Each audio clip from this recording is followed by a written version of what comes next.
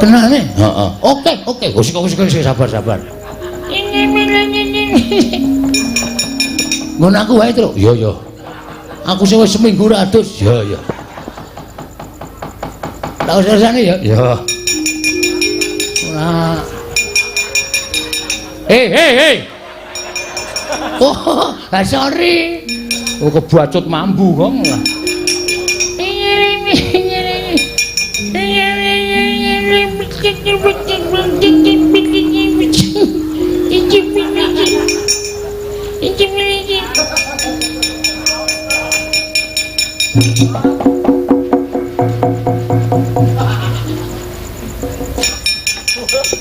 Isih merem itu Terus, oke.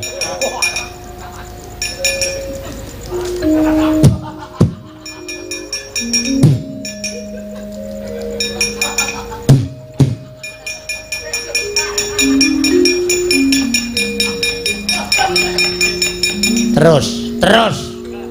Wis paras barang isih dipopoki. Edan ora.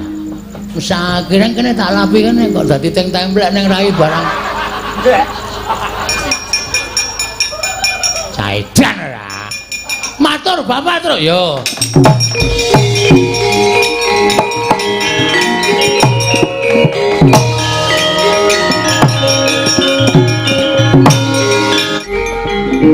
Kandak blagunduk karo gembal.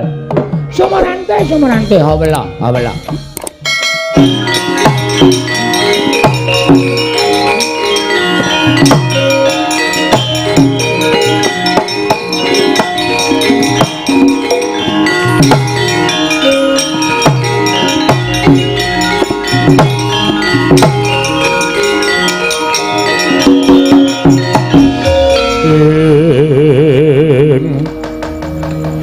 Kacarian putra lamun kawekasan yeka wisang geni maya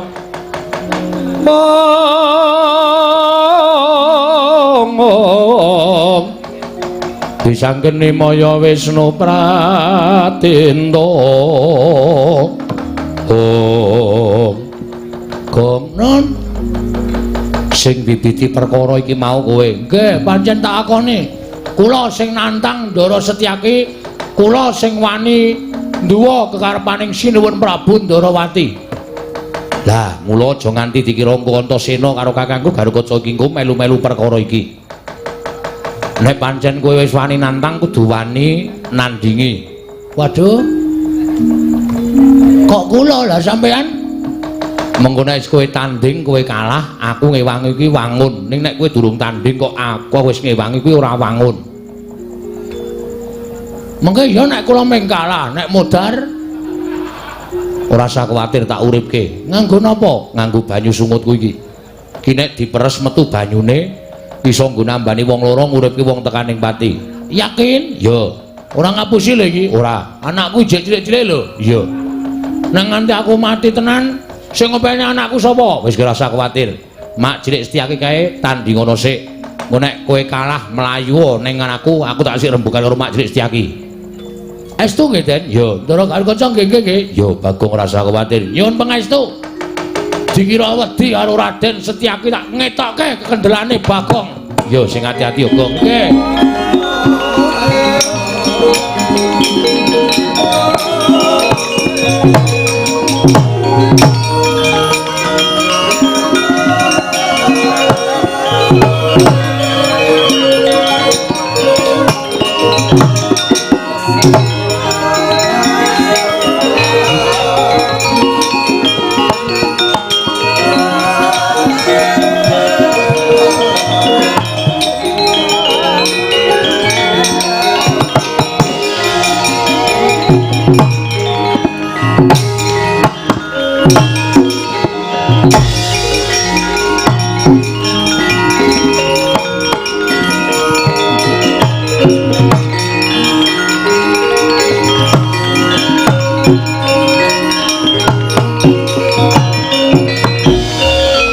Nututi lamun katututan lamun mangsa prawira diktaya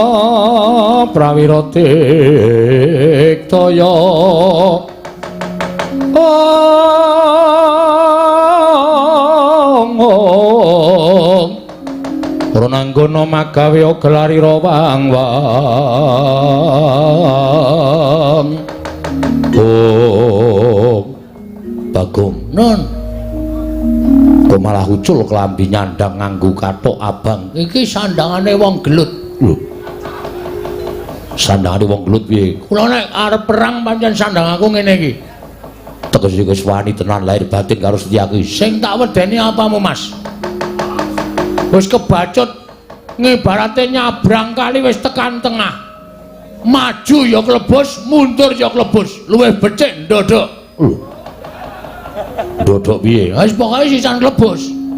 Yen ngono kuwi wis ora ngeman karo nyawamu. Tak eman sebab apa? Wani karo Setyaki. Sing tak wedeni apamu? Kowe mbantu Sinuwun Darawati, aku mbantu karo bapak. Semono uga sampean senopati ning Darawati. Nek ratu Gustimu diganggu karo wong sampean mesti ora trima. Padha karo aku. Bapak nek diganggu karo wong Bagong ya ora trima. Bagong iki anake Semar. Semar iki wong tuaku. Meng arep bangun kayangane kok Ratu Darawati kok melu-melu meng mergo diutus karo Bathara Guru. Ayo nang kene dibuktekke. Setyaki apa Bagong sing tekaning pati? Lho. Ikhlas karo nyawamu? Ora. Kok wani nantang kaya ngono? Wis kepepet kok. Kuyen mungsuh karo aku mati tenan. Kowe tak tibani tanganku mesti pecah sirahmu dadi loro. Kowe mesti tekaning pati. Sing dadi nyatane rasa meden-medeni. Aku iki ngarat kerupuk 8 ambyar kabeh. Kok seming sirah kok ming dadi loro. Ayo sing dadi nyatane. Ngene marganing patimu. Nuwun sewu nek sampeyan kewirangan karo Bagong Ndara Setyaki.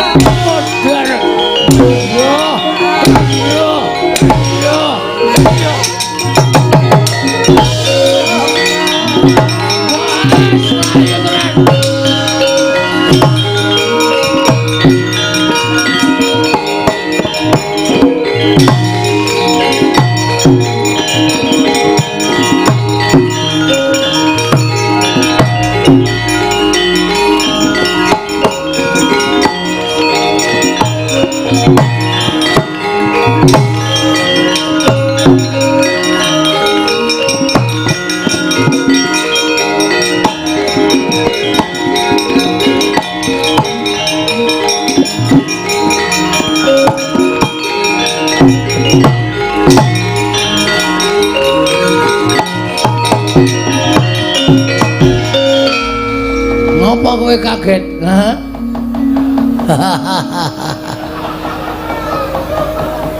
Anggir Antasena, oh Mak Cilik. Anggir Garukaca. Iye, Paman. Anggir Antarja. Iye, kula Paman. Kok sami lenggah wonten ing mriki? Lho, rombong aku wae. Rombong aku, dadi kowe iki mau asline mung tak pancing. Aku asline wani karo kowe iki jane asline wedi. Ning kowe tak pancing kowe bungahe ngantil karo Bagong. Saiki lho wadya balaku. Samapta ing gati sawiga ing diri. Narwane karo Bagong coba saja. Potol sirahmu. Musuh Ndara Garukaca sembur melonyo awakmu. Giten? Ora. Waduh. Mbok ngono. Iya. Anggir Antasena. Ana apa, Lek? Kok lenggah wonten mriku? Gong minggir sik. Nggih. Sampurnake mau. Wong glelenge kepati-pati ora. Pancen aku nang kene. Anggir Antasena wonten lenggah wonten mriki wigatosipun. Aku wis kebacut sumpah karo kakene Semar nek bantu karo kakene Semar lahir batin. Monggo kakene Semar paring dawuh karo aku ora perlu dibantu babakan Probaya Brana Picis ning dibantu babakan kekuatan. Yen ana pacoban ingkang bakal tumama kakene Semar nggone bangun kayangan, aku sing tinanggenah supaya nyingkirke pacoban mau. Monggo Bagong matur karo aku nek Siwa Ndarawati dibantu Mak Cilik Setyaki bakal jugarake Kakang Semar nggone bakal bangun kayangan. Bener apa ora? Ya ngaku. Ngaku barang sing nakoni Antasena kok plendas-plendus kowe. Mau sing nakoni aku nglelengi Raja Malu Bagong pecah siramu dadekke loro. Wonge papat kok mung dadekke loro. Nek ora oman piye? Ih, pancen jatosipun ngaten nggih. Lek gandeng aku wis sago karo kakekne Semar, mongko aku ki jiwaning satriya. Nek nglencati apa sing dadi sumpahku, aku bakal nampa hukum saka sing gawe jagat. Mula nek Lek Setyaki, Paman Setyaki arep gawe rusak Karang Kadempel, luwih-luwih jugarake kakekne Semar nggone bangun kayangan. Mungsuhe dudu sapa-sapa, ning aku Kakang Garukaca, Kakang Antarja. Digawe rame ya gelem, dirembuk sing apik-apik ya gelem. Modar.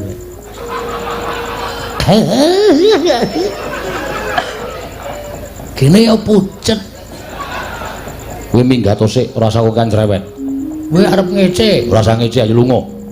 Nggih teng mriki mawon ning aja omong. Lho kok menungso kok ora entuk omong. Ora usah nyaur saur manuk. Oh nggih. Wis ngene wae. Saiki Mak Cilik arep kepiye carane? Aku ming manut Kakang Garukaca ya samapta, Kakang Antarja ya samapta. Tur meneh aku tak nyuwun priswa karo Mak Cilik. Nek kakekne Semar arep duwe gawe bangun kayangan kok sinuwun Prabu Ndarawati, Siwa Ndarawati jugarake kakekne Semar. Monggo ming nampa dawuh pangendikaning Wang Pikulun Bathara Guru.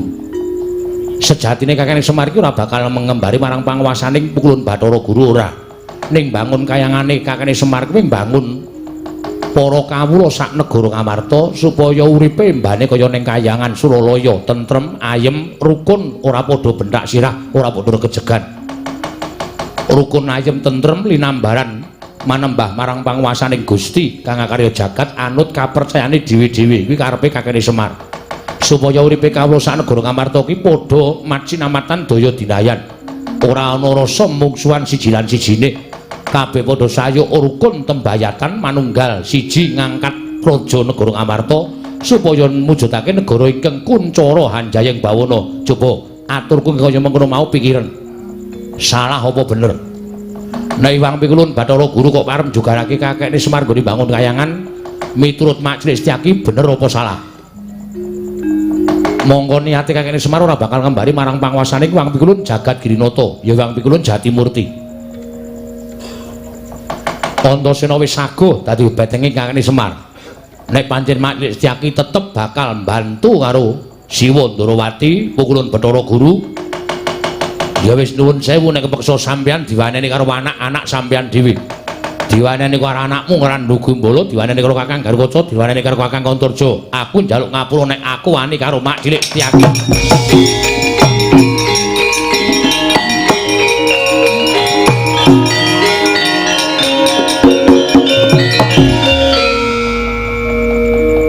Nyuwun pangapunten pareng mboten nggih. Lho, njaluk ngapura perkara apa? Sareng kula manah-manah. Mboten selaminipun kula menika mbelani tiyang ingkang leres. Lire Mak Cilik ngendika kaya ngono, kula malah manah menapa dipun lampahi dening Kanjeng Prabu Ndarawati menika namung manut dhateng perintahipun Hyang Pikulun Bathara Guru. Monggo nyatanipun sareng kula midhanget ngendikanipun Anggir Antasena menapa dipun lampahi dening Kyai Semar menika leres mboten nedya ngembari dhateng panguwasaning para dewa. Nah, syukur nek sampeyan eling tegese ning kene ora bakal ana peperangan sing gedhe. Tegese ora bakal ana peperangan antarane Mak Cilik karo anak-anakmu Antarja, Antasena, Gatotkaca. Piye iki ngejak damai? Ya Bagong aku salah. Ya ora apa-apa, sone rasa gleleng ya. Dumeh wong seneng gelut, dumeh wong seneng perang kok. Ora malah iki mergane pancemu. Kala mangsa kula kandhani nggih. Jalma menika tan kena kinira, Giri Lusi kaya Bagong ngene iki. Arep wong kaya ngene ning akeh sing bantu, akeh sing ngewangi. Iki mau urung nek sampeyan tak laporke upama aku ki dadi wong tumbak cucukan, aku matur Ndara Antasena. Dandang tak aturke kontul-kontul tak aturke dandang. Apa sing tak gawe-gawe tak aturke Ndara Antasena, Ndara Antasena sampeyan jotosan karo Ndara Antasena, sapa sing kapitunan? Ya Bagong, nggih. Mane sona iki ora sok aneh-aneh. Ya ora. Piye terus arep iki madeg dhewe apa bergabung? Aku manunggal karo kakekne Semar. Ah, iki mau ngene peraturane. Peraturan apa? Ana peraturan iki mlebu anggota bangun kayangan iki ora sak penake. Ana peraturane. Peraturane piye? Syarate iki mau Ndara Antasena, Ndara Gargaca ya maringi aku. Menehi apa? Lho, tiket bergabung. Apa iya? Aja sira-sira. Piro? Mano cahe kelase? Paling sithik 350. Yo aku dadi siji. Nyo tak bayar kenceng. Nah, tetep saiki wis dadi ditulis sebagai anggota Linmas Karangkadempel. Yo Bagong, boleh bergabung.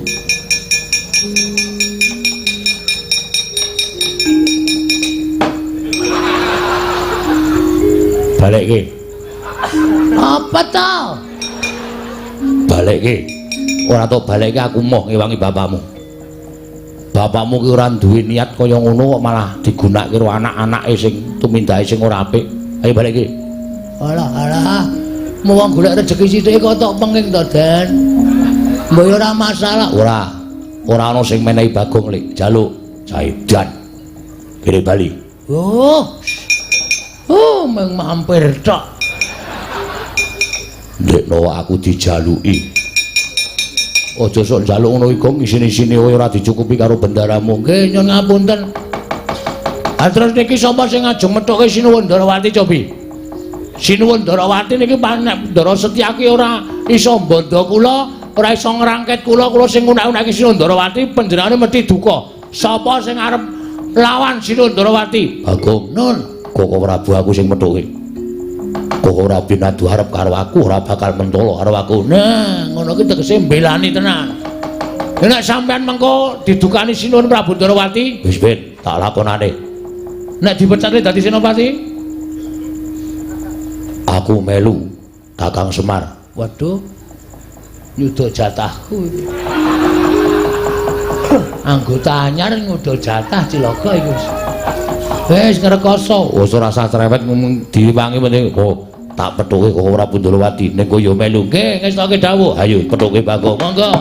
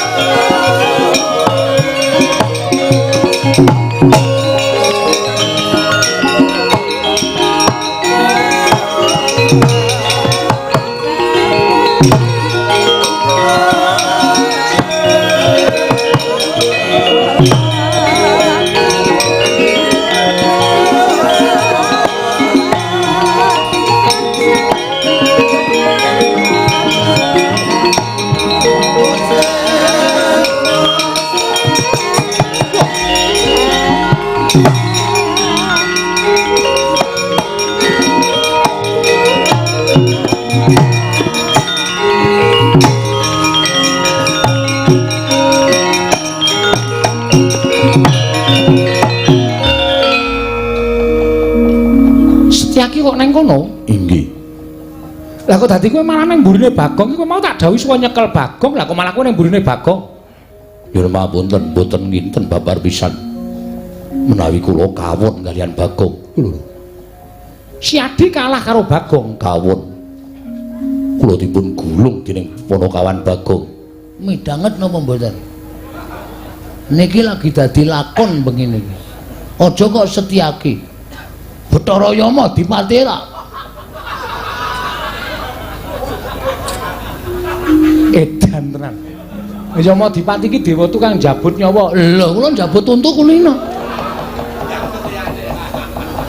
Lah niku ora dikon jabute tak jabut kok. Neng ngono Sencaki wis kalah karo kowe. Kalah, Sencaki wis manunggal kali kula. Ndara Sencaki wis manunggal kali kula wis dadi tahanan kula. Mula Ndara Sencaki pun boten manut kali Ratu Ndarawati. Ning manut karo Bagong. Lho. Apa ngono Setyaki? Nyuwun pangapunten Koko Prabu. Lah apa Sadi bakal klirwa karo kewajibanmu minangka Senopati Ndarawati? Sekawe kula Senopati Ndarawati nanging kula sampun kawon kalian Bagong. Lan samangke kula sampun dados reh-rehanipun Panakawan Bagong. Setyaki wonten dawuh. Sinuwun Prabu Ndarawati diundurke. Nek ora diundurke ndak gawe kisra gegayane Bapak Semar. Nggih, wis tak dawuh. Setyaki.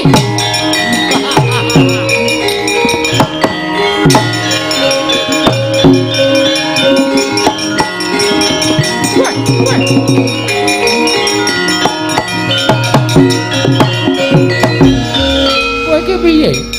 Aku ki ratu Gustimu kok tak junjung sampeyan dhewe. Gundul. Lho, bali piye? Sampun ngantos ganggu kalian pun Kakang Semar. Setyaki, aku ratu Gustimu. Samangke kula sampun kawon kalian Bagong. Kula mboten badhe manut kalian sinten-sinten kejawi kalian Bagong. Jagat Dewa Bathara Setyaki wonten dawuh. Pun Kakang Ratu ing Mandura Prabu Baladewa dawuh Setyaki. Undurna Nyai Kresna. Niki ngestaken dawuh. Wela edan tenan iki. Iki lelakon apa lah kaya ngene iki? Mundur boten. Setyaki aja kaya bocah. Mundur boten, boten mundur. Paribaksa kula ingkang kunduraken. Wela karepe dhewe.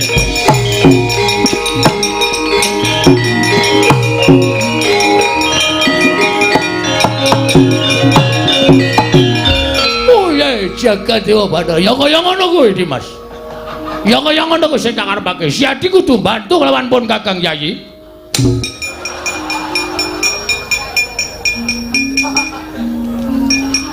Dikethake ndasku. Mergane wis kresnane wis lunga, aku isih acting. Wis cilaka iki. Wo, lah edan tenan. Truk. Iki ngapae? Ora tok celuk kok. Ngopo? Wo, bener kok. Bener piye? Sinuwun Ndarawati jebul pancen sing ngetutke Bathara Guru. Ketarane. Lah kae lho ketemu karo wong Umpak Pijawa nggawa stop map. Iki Umar Bakri wudu. Bathara Guru kok Umar Bakri. Bathara Guru ki dewa ning kayangan. Ah, tangane papat. Heeh. Ah, kae gelo. Gelo, mburine ana kaya wewe. Endi? Wo, Betari Durga ngono, Gong. Wah, iki mesti setran gondo lumayet barang do melu-melu arep jugarke bapak. Lapor karo ndara-ndara terus. Ya.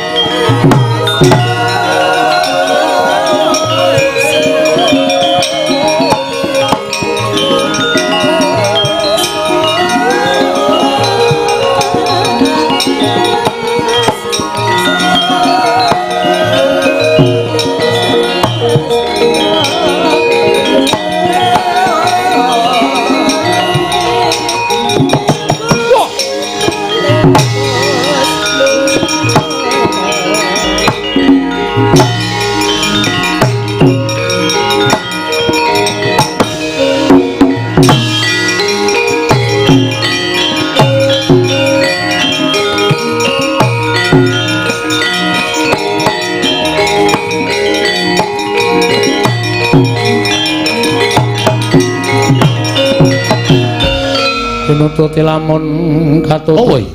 Takon karo aku Senopati Ndarawati Raden Setyaki kowe sapa? Abdi Dandang Mangure. Ya setran gondolo mayit. Aku tumenggung Panigas Jonggo, tumenggung Panigas Jonggo dasar para nyata. Ya Ndi Semar. Kon jugarake ngene bakal bangun kayangan. Bisa jugarake Kakang Semar ngene bangun kayangan watun iso nyempal bau kiwa ning Setyaki. Piye? Nyempal bau kiwa ning Setyaki. Wani halau sing tawedene apa ora mingkas arep tebak dadamune marganing patimu Singolena prapting lalis panikas sungguh.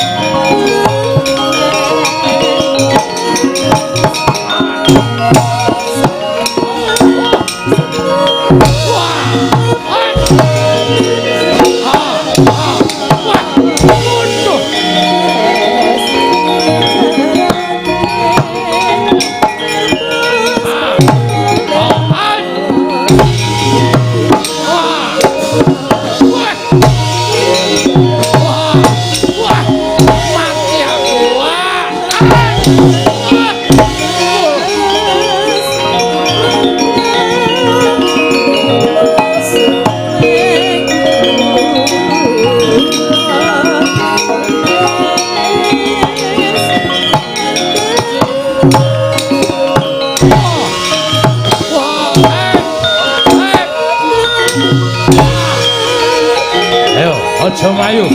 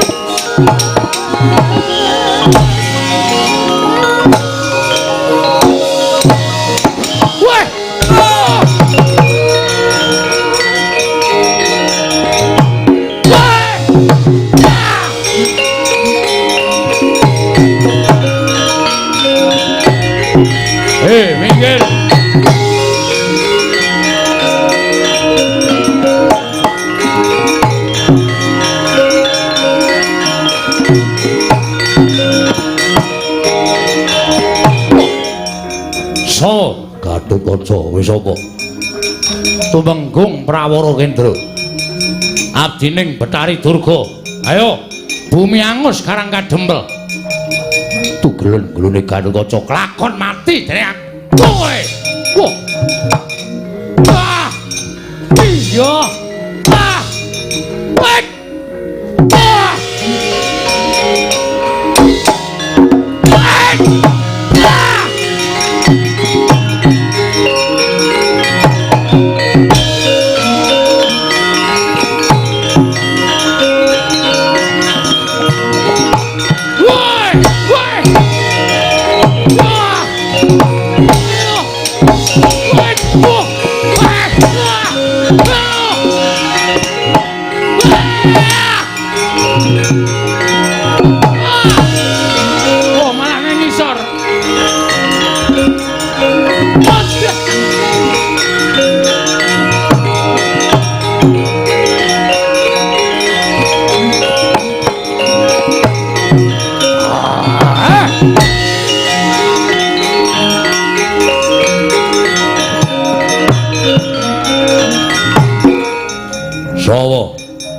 Wirangorja sapa?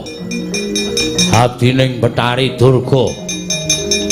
Kolonjaya yo bali ora sawadya balang. Ora bali babati gawan wah mati.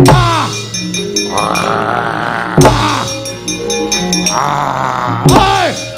Hai. Waduh.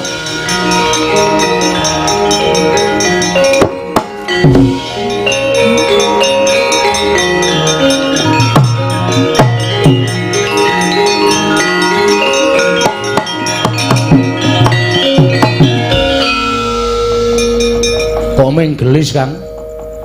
Tak candak tak bleseki ning lemah mudar.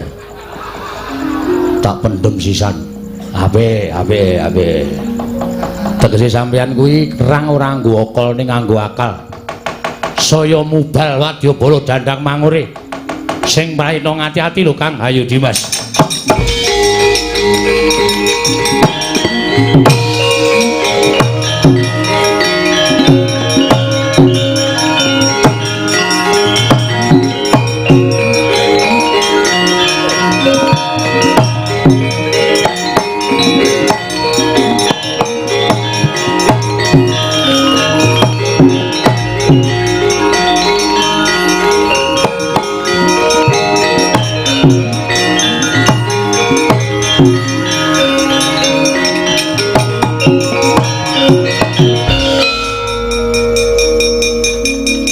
Panikas Jangga. Nggih, Mbah. Piye mungsuh Semar menang apa kalah? Semar mboten izin. Lho, dipun bantu dening anak-anak Pandhawa. Kula pinanggih kalian Setyaki. Setyaki? Nggih. Jebul pinanggihipun nadyan kula menika sampun dados abdipun Betari Durga. Diwane panggoda pangrencana nang nyatanipun kula kawon kalian titah sawantah nami Setyaki. Kaya mungsuh Sencaki. Bejo kowe ora modar. Sencaki ki wong gaweane gelut. Gek kowe iki lagi minyik-minyik. Prajurit durung tau perang ming lagi latihan tok kok wis perang. Ana mundur ana. Nggih, Pak. Wah, edian. Tangane antepe ra jamak-jamak ming cilik ning kok antepe dilatih kok ana iki olahraga saben dina kowe ming madang wae semboyane wong dandang mangure kok anggere ketemu kok ming madang ramadang semabut semboyan kaya ngono kok dipeng-pengke ora mati kula Mbah sumbang suanu prap. Sapa jenengmu? Nggih. Kula pun Prawara Kendra. Nah, piye? Mungsuhmu sapa? Kula mboten tepung ning satriya Mambah Dirgantara. Mabur? Nggih. Dadane ngene murup. Nggih. Gatotkaca kowe. Gatotkaca. Heeh. Nyamber iki wonengen. Kula dicandhak rikane arep duncalke ning tangan kula nggondheli kampuhe Gatotkaca. Kula mbabit mengisor ning sidane duncalke. Sirahmu graya ana. Piye? Tesih. Alhamdulillah. Gatotkaca iki gaweane nugeli sirah. Bejo kowe perang karo Gatotkaca ora potol ndasmu iki wis bejo. Mundur ana. Nggih, wis tak kendhau. Kula semanggaken, Mbah. Wis ora ana sing mangga puliya.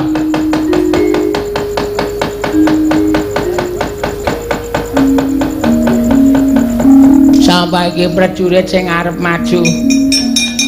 Yen lewat aku kelingan dubur kae. Biyen tak goleren, ayo, Sukini nggih, Mbak. Kowe arep perang apa piye? Ya ampun, Mbak, arep wayang kaya ngene iki dijaluki karo sing nanggap lho, Mbak.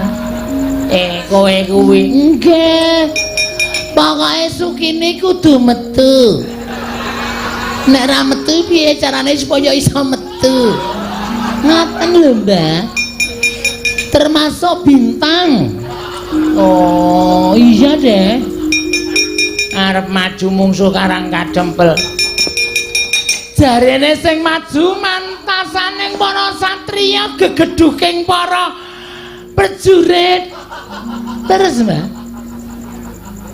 Raden Sentyaki, Raden Gatotkaca, Raden Antasena, Raden Antarja. Ya ampun. Masih muda semuanya. Iya. Aha. Itu obat buat gue. Ana maju kana. Iso ngalahke wong-wong sing belani Semar kowe entuk ganjaran. Oke, Mbak. Ning nek kalah ditugel gulumu. Aduh. Ya ampun. Guluming sithik kok ditugel lho, Mbak. Guys, kok kae mangkat aja kesuwen. Amok Suramrata Jaya merata imbang yen padha-padha. Raden Setyaki, Raden Gatotkaca, Raden sapa Mbak? Antarja, Raden Antasena, 1 2 3 4 maju bareng. Tak muah. Kelakon tele. Kebablasan. Tele kelakon tele ate kebablasan. Minggir, Mbah. Kula serang kepengen perang lho, Mbah. Iya wis maju kana. Ya ampun, Mbah iki kok dipotong. Masa kalingan sing ora ngrek. Pero siras budak kaya ngene iki. Sirah budak gak ida itu.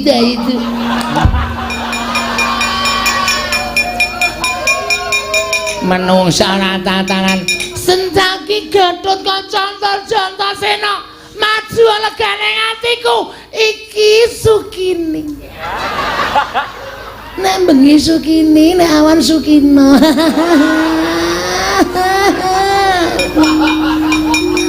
Jijik aku lho. Wong kaya dikek urip candha tak sebul dadi apa kandamu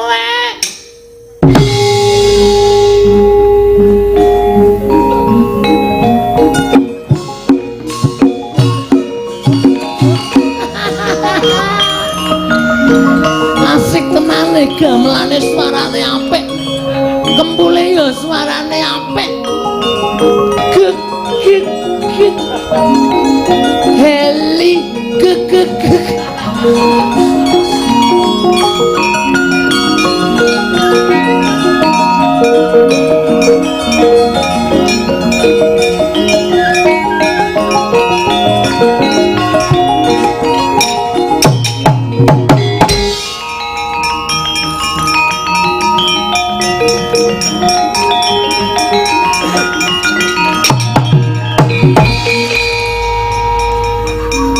aja mati tanpa arang. Sapa Mas? Nama Setyaki kowe sapa?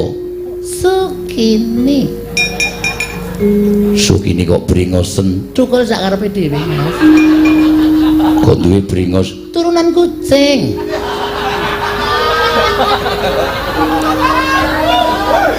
Kalian nama dagelane Mbah Gito Gati. Kok bringosen turunan kucing.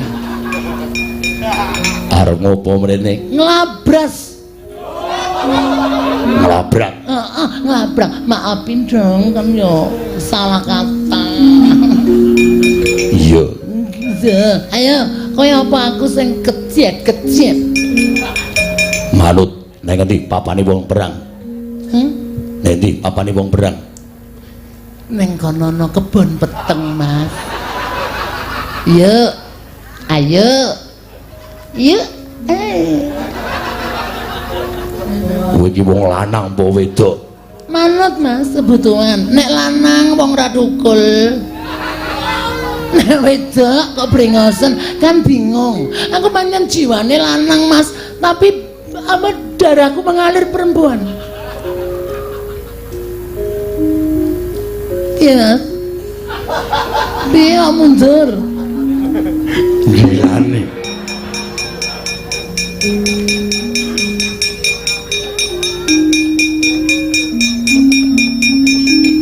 Kaya pesawat.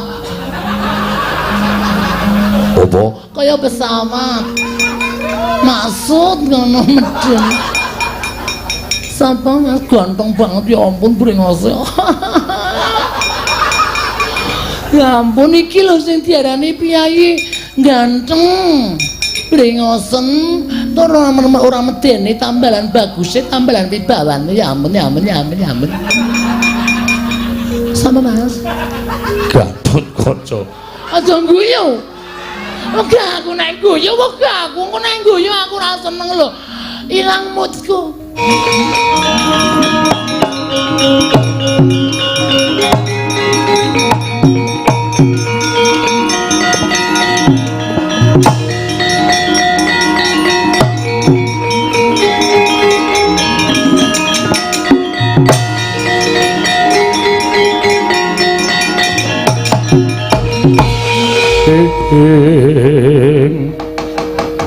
Pandhita kang kinarya wangsit pindha kumbang ngajaping tawang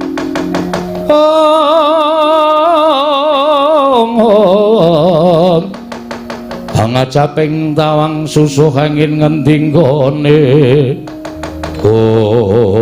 Durga kula wonten maring adawuh Kresna Janaka mboya keduga gawe jugaring Semar nggone mbangun kayangan ingkang tan wurma bakal ngembari marang panguwasa ulun kawon ninggilan semarangipun nadyan wadya balamu bubar mawu tanpa isa kinungkuk wektu dina iki parenta marang para dubriksa para yaksa para berkasaan jim setan supaya kanthi laku alus aja kasat meripat gawe geger karang kadempel yen perlu putra-putra Pandhawa kae susupana jiwane supaya padha regejekan dhewe kanthi kaya mengkono karang kadempel bakal geger yen wis geger Semar ora bakal kelakon bangun kayangan Bathari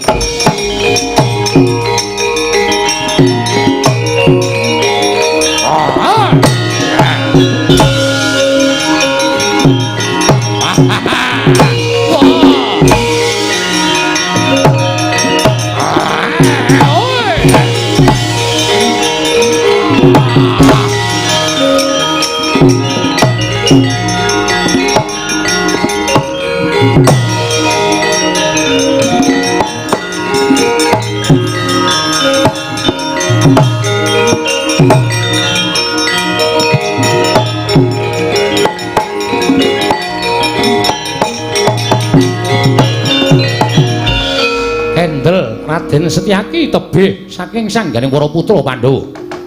Nalika semanten angen-amenan penggalih satemah nglangut penyawanging Harya Setyaki nyumurupi wadyabala saking dandang mangure sami bubar. Datan saged kinungkup adrih kelawan kridaning sangya para putra Pandhawa. Nalika semanten datan mangertos lampahing alus balaning Bathari Durga jim setan priprayangan ingkang sami ngramyang sanginggiling karang kadempel. Siga angslup ana angganing Raden Setyaki dadya branang pasuryaning nenggih Raden Setyaki.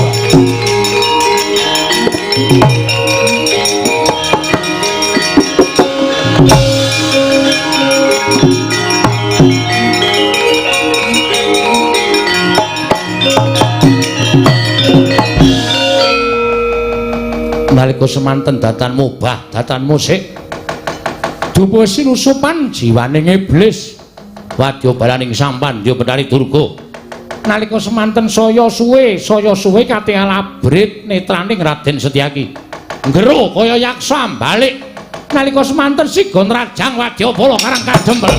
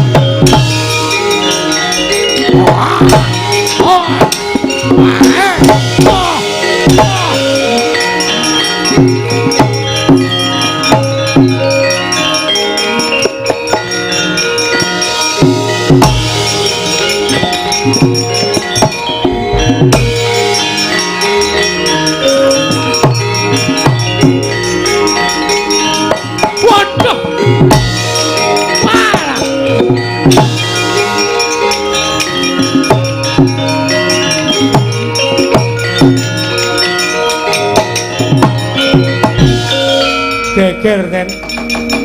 Lah kok dadi kanane kaya ngeten iki terus pripun lajeng kula tumindak? Eneng apa terus? Wah, sampeyan iku ora kanan karang kadempel mosak masik mboten kanten-kantenan. Tangga teparo kula sing maune rukun do gelut dhewe-dhewe. Wong wedok do bengok-bengok jerit-jerit wah kaya wong kang slupan. Malah Ndara Setyaki kali Ndara Garukaca sami gelut piyambak-piyambak kaya ngoten niku pripun kanane niki nek mboten sampeyan tumindak geger karang kadempel. Weh lah dalah.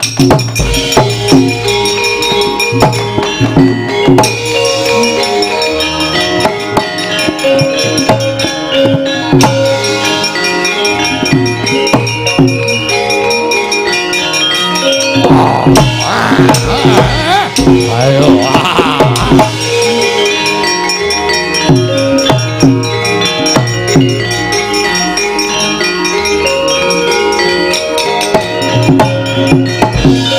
Wis candak to. Kanthi cara kasat mripat balane Betari Durga ora wani nerajang awake dhewe. Nggih. Ning terus nganggo gunake cara alus. Nyebar wadyabala jim setan priprayangan berkasaan dongang slupi jiwaning kawula sakarang kadempel. Malah Mak Jrik Setyaki karo Kakang Garukaca ribut kae ora kok saka karepe dhewe. Lah terus karepe sapa? Ora saka karepe dhewe karepe sinten? Mergo kae uga kesusupan jiwaning iblis. Mula sing prayitna ngati-ati, syaraté mung siji. Nggih. Aja nganti ana sing ngalamun, nek ngalamun ndak kesasapan jiwaning iblis. Gong, ora ngalamun lho, Le. Ngantuk ya. Ning aja ngalamun, ngantuk kena ning aja ngalamun. Ngantuk entuk mboten, Ndara? Ora entuk. Ora entuk ngantuk, Gong. Lho. Kok sirahe dikeplaki dhewe? Main mumet ndak liar-liar wae. Ket mau liar-liar saploke bar mangan mie ayam. Oh. Mangan mie ayam bareng to. Heeh, karang yo ngelih. Ha iya. Ngati-ati Rugong aja ngalamun, Ndara Antasena wis dawuh aja ngalamun, nek nganti ngalamun cilaka kowe. Weruh apa, Gong? Demit ketoke. Hah? Demit. Oh iya, ha kae lho. Oh, kae ketok kae.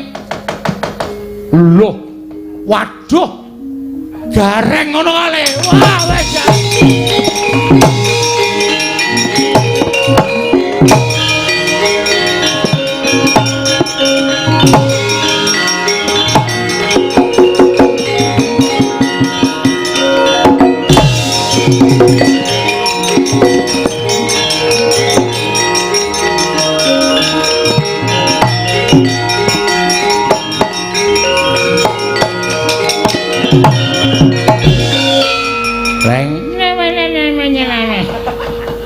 Tenang ora. Gareng Kang Slupan kok. Isine minene isine. Kemati Kang Slupan anu iki demit bayi iki. Terus iso omong, "Icil-icine, icil-icine." Ayo metu. Metu saka ragane kakangku. Metu. Metu. Gong jarene wong tuwa mbiyen, heeh. Demit ki wedine nek diuser-useri barange wong. Tenane? Heeh. Oke. Wis sabar. Ngono aku wae, Truk. Iya. Aku sing wis seminggu ra adus. Iya. Tak usah-usane ya. Iya. Ora. Hei. Oh, sorry. Oh, kebacut mambu kok.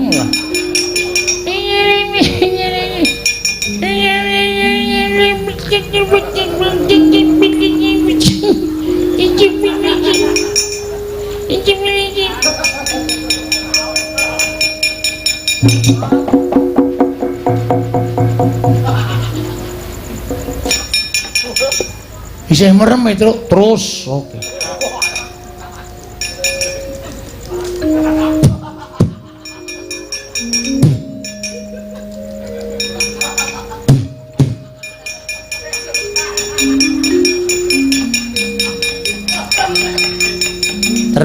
Terus. Wis paras barang isih dipopoki. Edan ora. Wis akhire kene tak lapi kene kok dadi templek ning rai barang. Edan ora. Matur Bapak terus yo.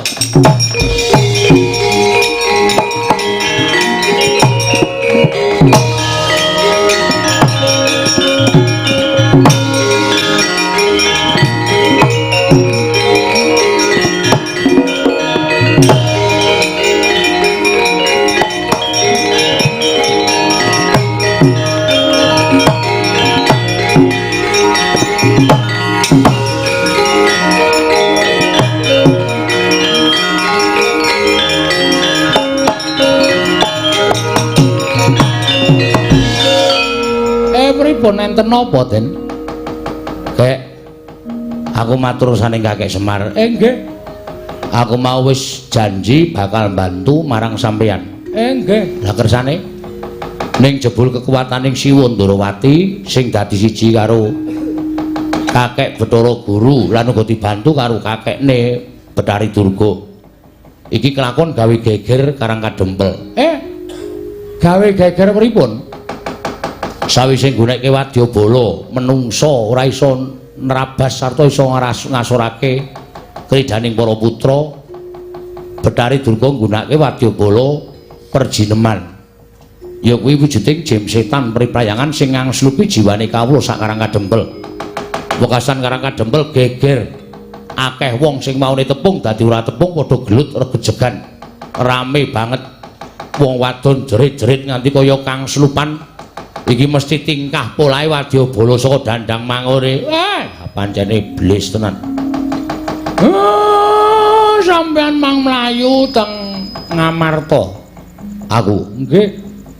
Wigatine Sinuwun Puntadewa kan rawuh mriki sinambi mundi pustaka Jamus Myang Jimat Lima Sada.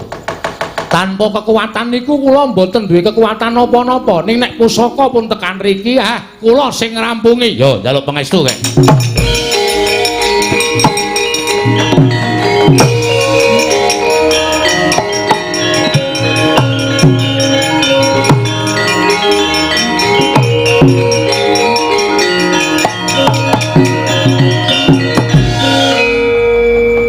Petruk dalem Pak gareng karo Bagong tok jak njaga kiwa tengen Karang Kadempel aja nganti klebon jim setan mriprayangan. Oh nggih carane pendak pajupat pager sing mapan ana ing Karang Kadempel talelana janur. Oh nggih ngestakaken dawuh.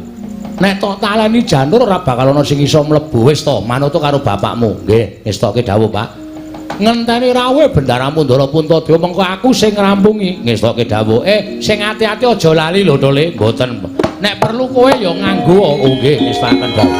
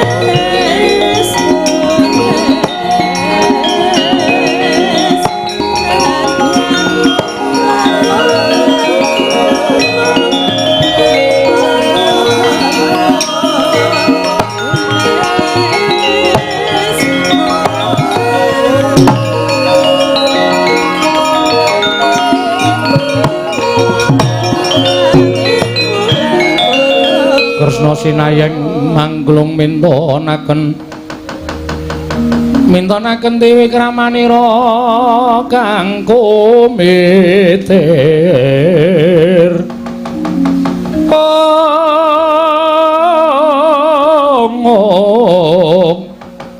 kang mitiran ning asta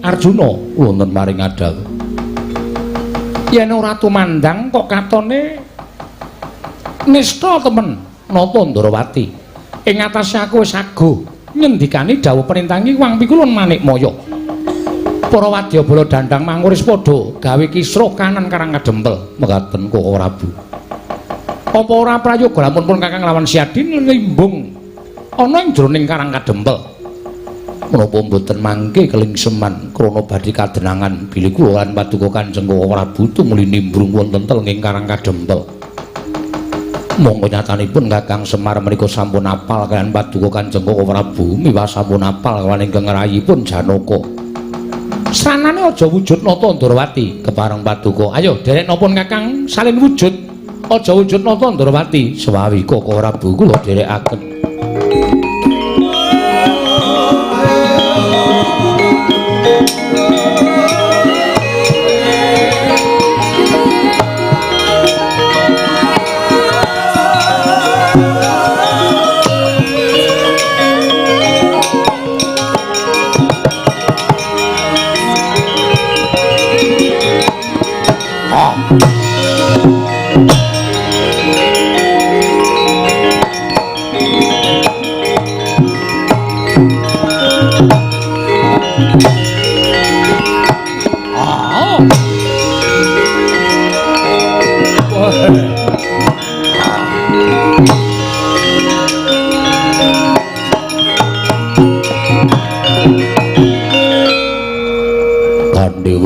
kaya ngene yen to awake dhewe nimbrung ana ing Karang Kadempel ing wis mosak masik merga kawulane wis digawe minger kiblate karo Iwang Pikulun Pandya Betari Durga ora bakal kaderangan Yai Koko Prabu ingkang rayi namung derek kersa paduka Kanjeng Koko Prabu ayo dibudhalake nimbrung gawe geger Karang Kadempel aja nganti monggo yen to kapirsanan dening Iwang Pikulun jagat Girinata kowe karepipun Kakang ora tanggung jawab ora nyambut gawe monggo kula dherekaken Kakang Prabu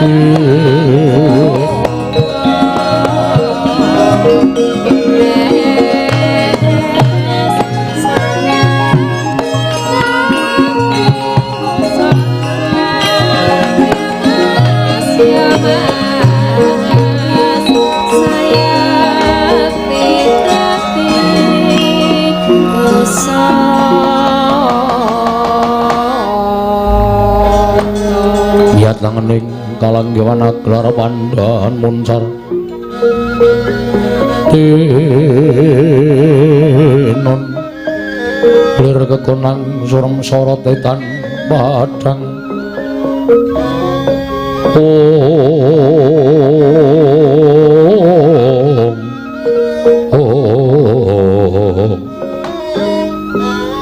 kadanging pun Kakang Yayi Werkudara barep kakangku apa kaya bingung penggaling pun Kakang bareng nyumurupi jroning pasewakan ora katon suwani kadangmu Yayi Panengah Dimas apa ana kabar pawarta babagan adimu Panengah ya kuwi si Arjuna menyang endi dene dina samengko ora katon sowan marang Praja Ngamarta ora usah dadak takon perkara Janaka sepisan aku ora ngerti menyang endi dununge Janaka angka loro mesine barep kakangku ora bakal pangling karo watakane adikku ya kuwi si Arjuna nggone lunga saka negara Ngamarta ora mung pisan iki nanging marambah makaping-kaping mula perkara jroning pasewakan iki ora katon suwane Janaka tumrap aku ora dadi sabab ingkang wigati apa ta darulane dene barep kakangku nimbali sowane adi-adimu kabeh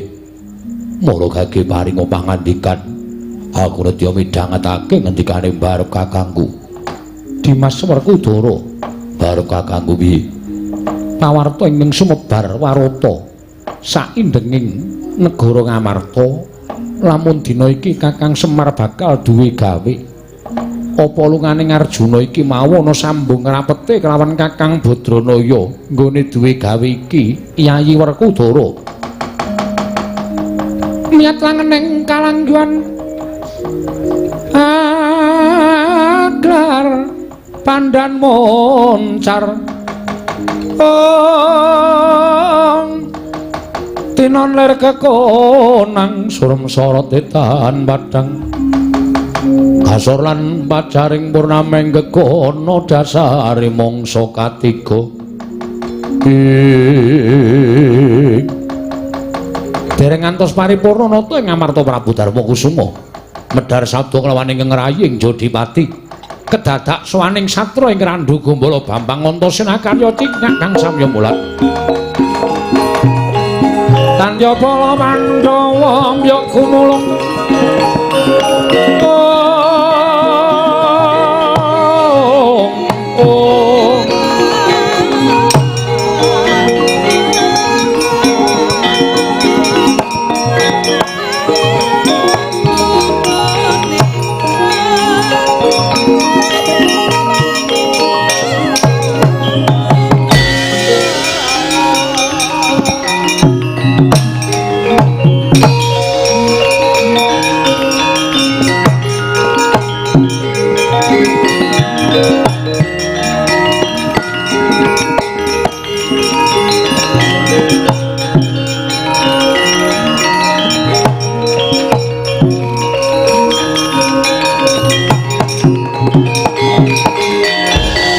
Mara remangasa myung ambrengeng kadi karonaning kaswase dosang gondo astrat maja lengleng lalu mangulati Antasena gawe kaget wakmu Ngamarta sowan tanpa tinimbalan sing gedhe pangapurane Pakdi aku sowan tanpa tinimbalan wah caedan ning apa gawe kaget wong tuamu sowan negara Ngamarta sepisan ngaturke bekti ngaran Pakdi karo Kyaine Jodipati iya tak tampa angka loro sowanku ora saka Ngrandu Gumbala Pakdi nanging aku budal saka Karangkadempel midhanget pawarta yen to kakekne Semar bakal duwe gawe monggo bareng aku karo Kakang Garwaca Kakang Antarja sowan ning Karangkadempel kakekne Semar prasaja yen to bakal mbangun kayangan nanging dudu kok kayangan papan sing endah kaya dene kayangan dudu kakekne Semar mbangun kayangan ming kepengin bangun uripe para kawula sak negara Ngamarta kuwi mbane urip ana ing kayangan kebak katentreman lan kabagyan wis ora bakal tak jlentrehke wose gegayaning kakekne Semar mau luhur lan becik nanging dumadakan babak anglayoni jujulan usuli. Ora kanyono-nyono rawing Siwa Ndarawati didherekake Paman Madukara. Ingkang ora trima nggone Kakang Semar bakal bangun kayangan. Jebul tinemune Siwa Ndarawati didhawuhi dening Iwang Pikulun Bathara Guru supaya njugarake gegayoning Kakekne Semar. Monggo sejatine Kakekne Semar ora bakal biniat ngembari marang kayangan yo mung kepengin bangun negara Ngamarta. Uripe para kawula embane kaya urip ana ing kayangan. Nganti geger Siwa Ndarawati sajake wis ora melu kalawan kabejaning Kakekne Semar. Klebu Paman Janaka sajake kok malah bangun miturut karo dawuh pengendikaning Siwa Ndarawati. Paman Janaka ora melu karo kabejaning Kakekne Semar nggaris momong lawan Paman Janaka lan sak kulawargane. Dina samengko karang kadempel geger aku diutus Kakekne Semar supaya mboyongi Pakde Puntadewa ndak aturi tindak rawuh ning karang kadempel. Supaya mundi pustaka Jamus Klimasada dadi sarana tentreming karang kadempel, Pakde.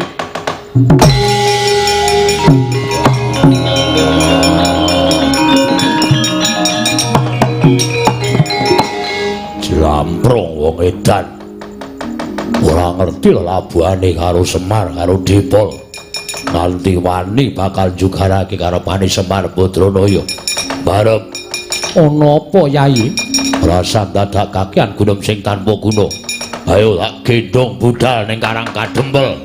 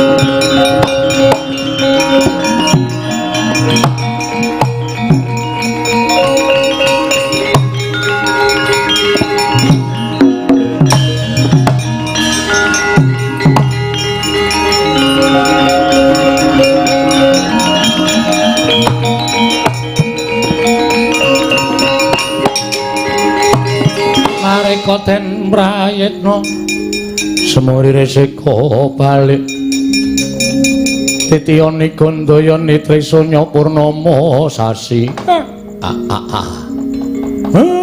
matur nuwun nggih Den Ndarantasena ya kek tiba padha-padha sinuwun Ngamarta Gagang Semar pancen kepara nyata Ndarawerku Dara ya Dipol aku sing tekan kene ature anakku Antasena apa pancen kepara nyata kula niku ora tau gawe-gawe mbok menawa Sinuwun Ndarawati mung kaprawasa rasa pekewuh kalih Manikmaya kaprawasa rasa sing ora kepenak karo wong tuane dhewe merga Sinuwun Ndarawati niku titis Wisnu niku anake guru kasan Sinuwun Ndarawati nilar dhateng raos pangraosipun hangenipun sampun sambet memitran kalih Semar pinten-pinten taun laminipun malah piyambakipun ingkang wantun lan mentala badhe njugaraken niat kula oleh kula bakal mbangun kayangan sabanjure keparenging Kyai Nayantaka kula nyuwun ngambil pustaka Jamus Klimasada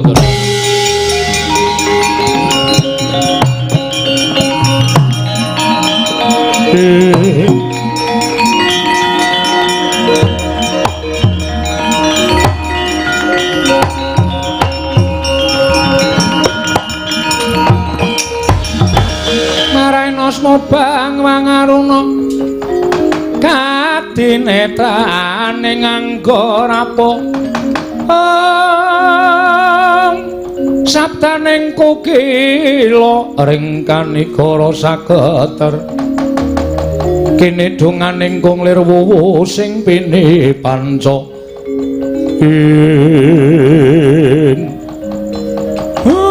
pusaka niki ajeng kula gawa mangsa Baranga Kyai Semar Ndarantasena piye kek kula njaluk karo sampeyan kadang-kadang sampeyan do regejegan niku mang pisah lha arep misah piye kae Kang Slupan balaning Betari Durga sampeyan mang nyikep Ndara Gatotkaca Petruk nyikepa Ndara Setyaki awak ora penake Pak gelem ora gelem tak sepatani dadi ungkrung medhi pangan ika lho Semar kok tepung ika barang ki ya wis derek ayo Gong yo aku jane arep ngaso dikon nyambut gawe kae ora do diungkuli pustaka Jamus Lima Sada ndak ora rampung perkarane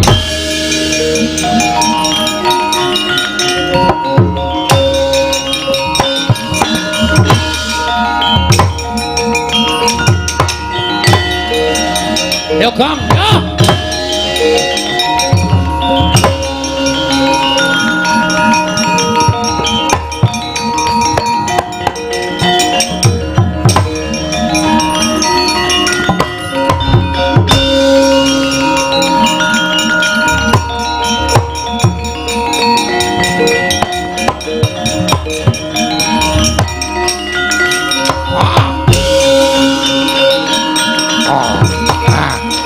sabar Kang sabar oh iya iya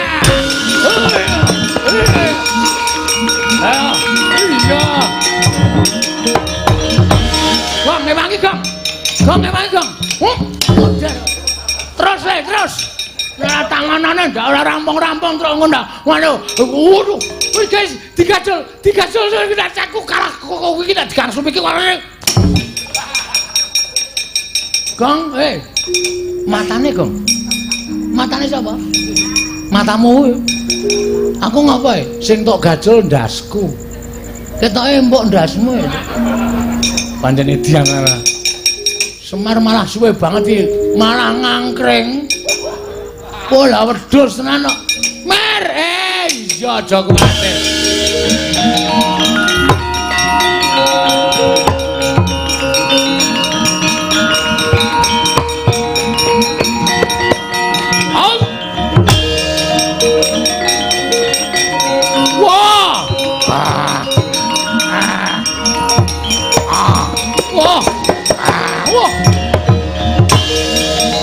sabar Doro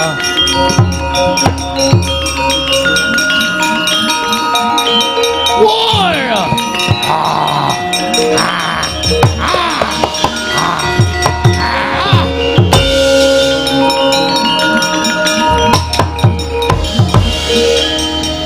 jiwa Semar aku kena ngopo Kakang Semar aku kena ngopo sampean do ora ngerti sampean do ora eling nah mboten kaya ngoten Gong tak antir samu lho kowe metu ora terus ora ameng dinyonyoke kok metu tak ora ndane metu Ndarantasena sampean kudu iso gawe lunga wujuding jim setan ya Ndara Sencaki Ndara Gatotkaca mangaso ampun ngalamun niki akeh para jim setan pripayangan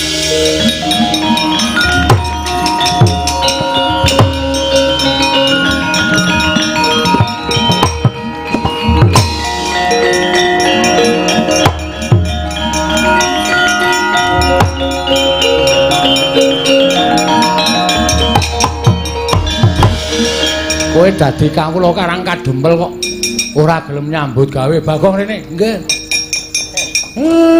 jim setan pripirang-pirang kawula Karang Kadempel tilik ana nek do Kang Slupan kowe kudu nganggo japa mantra sing tak paring karo kowe Jaba mantrane apa, Pak? Jaba mantrane aja dodol Pak aku ora hafal. Ya ora. Teguh yuwana slamet. Slamet saka kersaning Gusti. Anggere ning demit kowe muni ngono ora kobong awake. Oh nggih, Nggih, wis kuwi.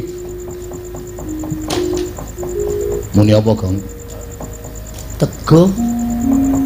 Teguh ngopo? Teguh piye? Teguh yuwana slamet, slamet saka kersaning Gusti. Teguh yuwana slamet. Slamet adine Teguh. Slamet saka kersaning Gusti. Slamet saka kersaning Gusti. Golek setan. Yo. Teguh yuwana aku Petro. Kaya setane rupamu.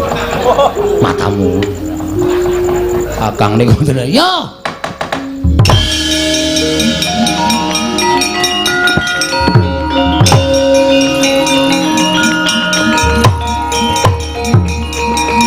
Putus. Teguh yuwana slamet, slamet saka kersaning Gusti. Teguh yuwana slamet, slamet saka kersaning Gusti.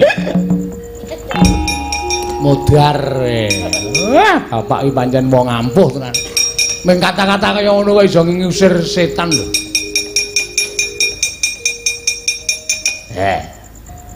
Ayo.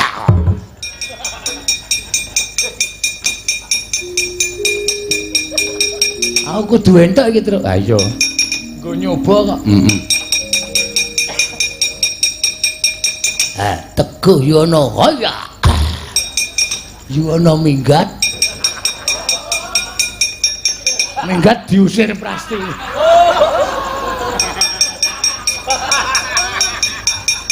Ayo cet. Teguh yuwana slamet. Slamet saka kersaning Teguh.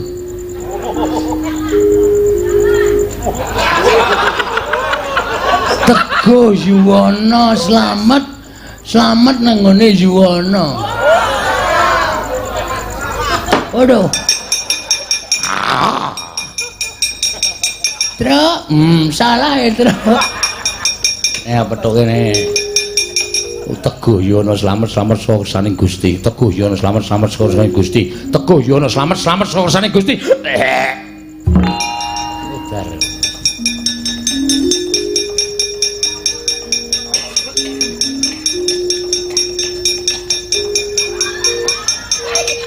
Waduh. Iki kok nggawa teken kok gathuk ro awak. Teguh yuwana slamet. Teguh yuwana slamet. Wedan iki kok iso nguthik-uthik cangkem ya. Teguh yuwana slamet. Dan tekan buri barang Teguh yuwana slamet saka kersaning Gusti. Teguh yuwana slamet saka kersaning Gusti. Teguh yuwana slamet saka kersaning Gusti. Modar we.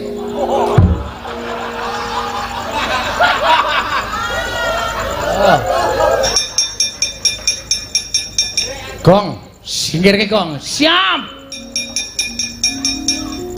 Wait.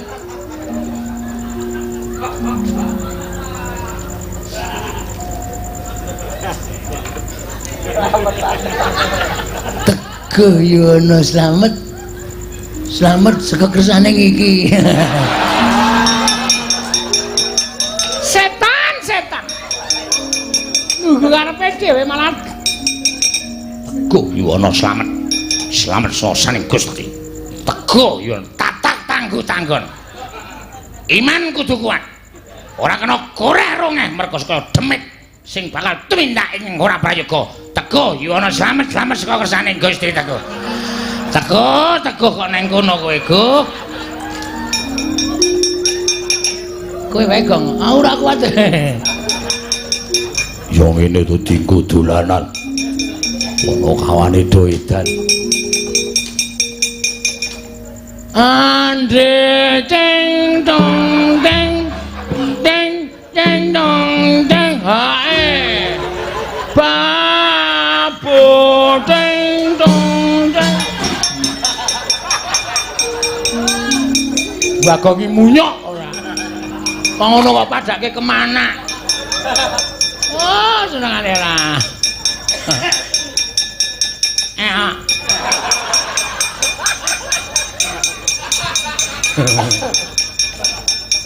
Ora do edan.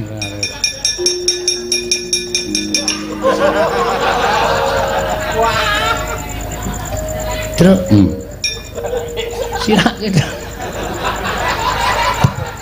Tampil dasmu lho, Gong. Iki dipendhem. Wah, dipendhem iku kudu wuda. Nek nganggo sandangan ora ditampa sukmane. Apa? Copot sih, copot.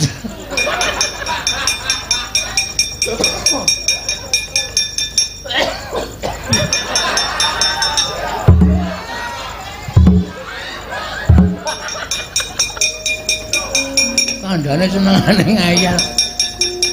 Mangkelake ora senengane ora. Setan kowe. Teguyono slamet-slamet saning Gusti. Teguyono slamet-slamet saning Gusti. Teguyono slamet-slamet saning Gusti.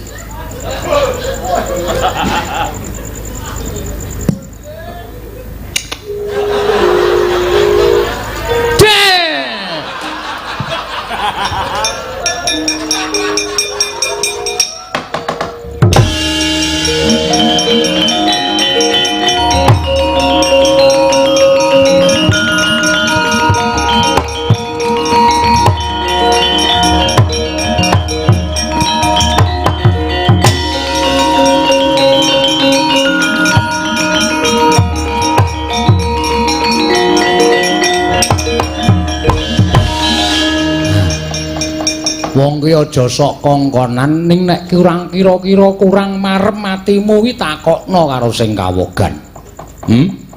Kakang Semar badhe mbangun kayangan bener. Ning aku ora arep mbangun kayangan padha sing mbok lenggahi ning kayangan Suralaya kono ora. Aku ora sulap karo Kamukten.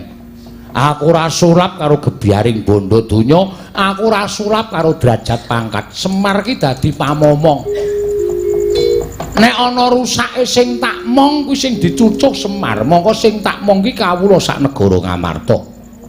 Lah nek aku kepengin mbalekake panembahe wong sak negara Ngamarta, mbalekake morale wong sak negara Ngamarta supaya urip tentrem ayem, embane urip ana ing kayangan nganggo tembung bangun kayangan, ngono ki apa kleru? Oh, iki mung perkara gething keburu sengit karo Semar kok. Anggrene perkara tok gawe bab sing gegeran. Anggere ana tembung sithik tok gawe perkara. Janjane piye to? Sirmu piye coba aku tak takon karo kowe, ha? Ayo, kowe bloko. Karepmu piye, Guru?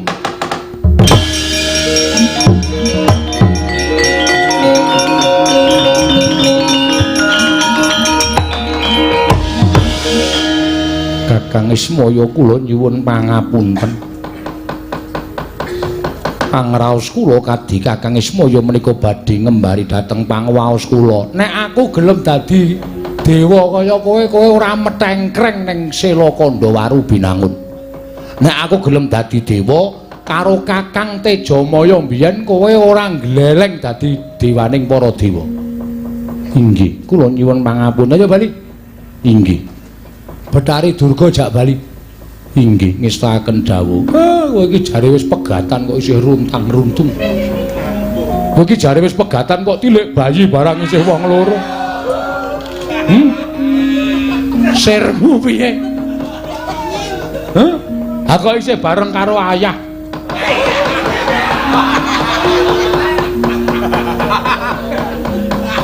Inggih, Kang. Inggih piye kaya ora kena. Sak penake dhewe. Kurang ajar kowe ya. Lha wis muni ora sambung kok isih rono rene dijaki. Rono rene dijaki ora. Aneh-aneh. Nggih kula nyuwun mawon. Ayo bali. Bali inggih ngestakaken dawuh. Ora bali titanono Betari Durga jak mulih ngestakaken dawuh Kakang.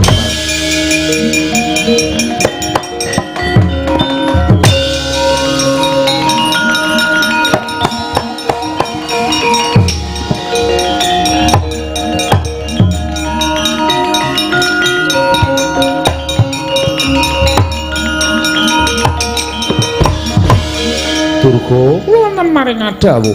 Iya dina tak goleke pangan baju barat. Nanging sagedakan iki para baju barat kantinen bali marang Dandang Mangkure. Ngestaken dawuh Hyang Pikula.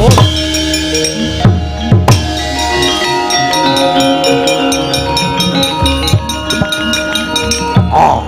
Wah.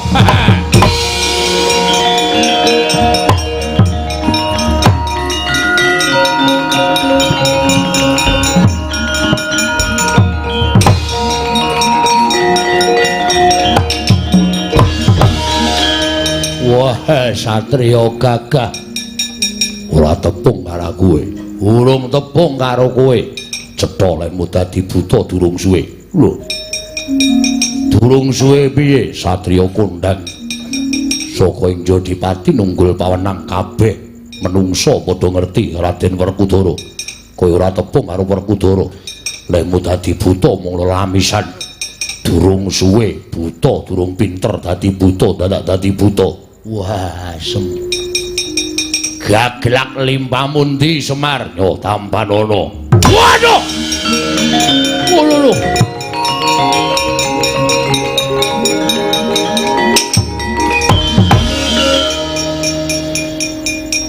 Diantem nggon pupu tak tendang sambatmu ngaruwara.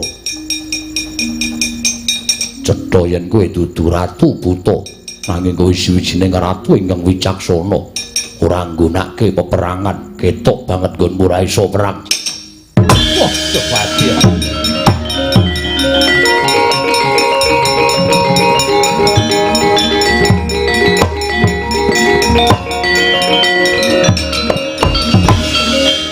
Werkudara, Yo. pun Kakang Ora usah mbet nganggo pawadan sing aneh-aneh. Bathara Guru wis bali ning Kayangan. Wis ngakoni nggone Kakang Semar bakal bangun Kayangan. Apa kira-kira Kresna kakangku isih bakal nyendikani dawuhing Bathara Guru sing wis nglenggana karo klumputane. ngono to, Yayi? Yo. Pun Kakang tak ketemu karo Kakang Semar aku tak nyuwun pangapura. Wah, syukur Kresna kakangku.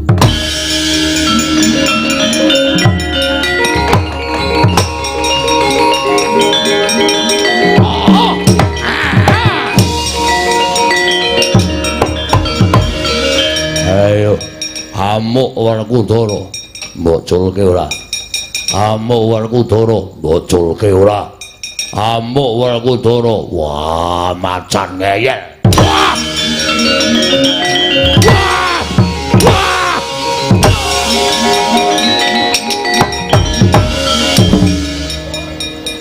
Kakang Mas.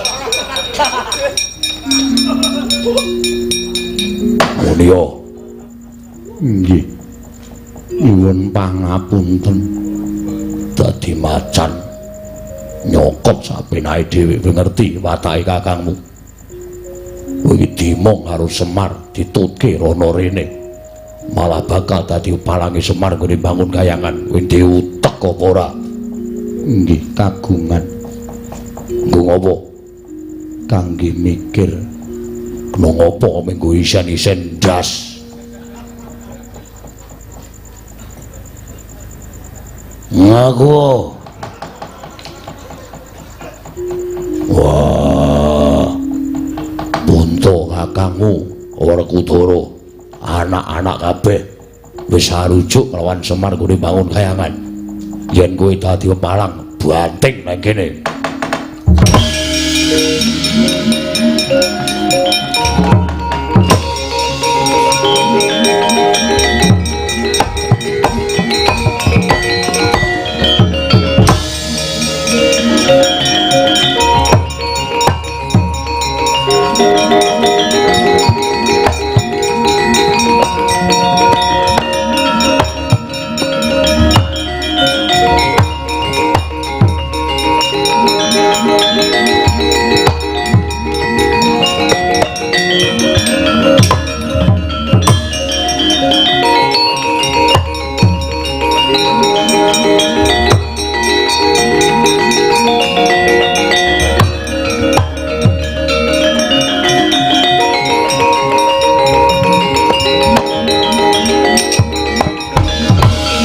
Kakang Semar, Aku nyuwun pangapura Kakang. Mboten napa-napa. Kula iso ngrasake lan kula iso ngembake awak kula. Upama kula dados sampeyan, mestine nek didhawuhi karo wong tuwa ya ora bakal selak. Merga ora kepenak. Iya. Nanging yen to Iwang Pikulun Manikmaya wis nampa dawuhing Kakang Semar sarta wis nglenggono lan iso nampa apa kang digayaning Kakang Semar, mbok keparengake aku tetep nyengkuyung marang gegayaning Kakang Nayantaka. Mboten napa-napa, Den. Sing jeneng wong mlaku niku kanggo sandung kesrimpet. Kadhangkala sok kesrimpet karo trumpahe dhewe. Mongko niku dienggo saben dina, ngoten niku ngibarate. Dadi kesrimpet merga perkara sanak kadang mitra kawruh niku wis lumrah. Waton gedhe pangapurane niku bakale dadi wong sabar, dadi wong ikhlas. Ngen kula mbangun kayangan niku ora kok kanggo kebutuhane Semar dhewe mboten, nanging kangge kebutuhaning sedaya para kawula sak negari Ngamarta. Jumbuh kaliyan ingkang dipun leksanani dening kekagungan Kajat dalu menika anggenipun sampun makafaken papan panembah supados para warga sak dusun menika hangesti dhateng panembah sejati manut dhateng kewajibanipun piyambak-piyambak. Kakang Semar mengkono. Mugi-mugi tansah nampi kanugrahaning dewa, tansah nampi kanugrahaning Wang Mahanasa. Ingkang nandhang raga panjenenganipun bapa Tresna Reja ugi pinaringana saras pinaringana waluya nirbaya nirwikara durga mendhak kala sirna. Mugi-mugi sak pengker kula